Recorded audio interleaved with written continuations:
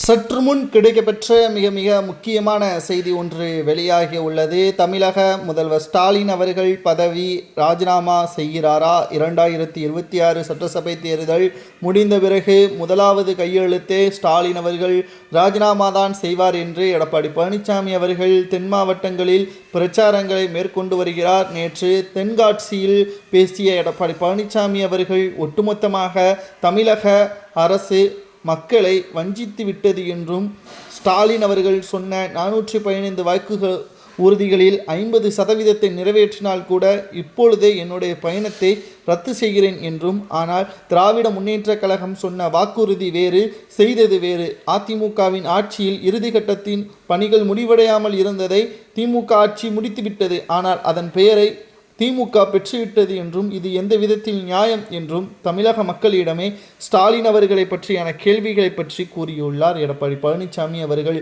ஸ்டாலின் அவர்களது பதவி பறிக்கப்படுவது உறுதிதான், அது வெகு தூரம் இல்லை என்றும், நிச்சயமாக மக்கள் மனதில் ஆழமாக பதிந்துவிட்டது. ஒவ்வொரு ஓட்டுக்களும் திமுகவிற்கு எதிராகவே இருக்கும் என்பதை நான் உறுதியாக கூறுகிறேன் என்று எடப்பாடி பழனிசாமி அவர்கள் பிரச்சாரத்தின் பொழுது கூறியுள்ளார். தமிழக மக்களையும் சரி, தமிழகத்தில் ஒட்டுமொத்த பொருளாதார ரீதியாகவும் சரி, எடப்பாடி பழனிசாமி அவர்கள் கூறுவது என்னவென்றால், ஸ்டாலின் அவர்கள் குடும்பம் மட்டும்தான் செல்வ செழிப்பாகவும், அமைச்சர்கள் எம்எல்ஏக்கள் குடும்பங்கள் செல்வ செழிப்பாகவும் இருப்பதாகவும் கூறியுள்ளார்.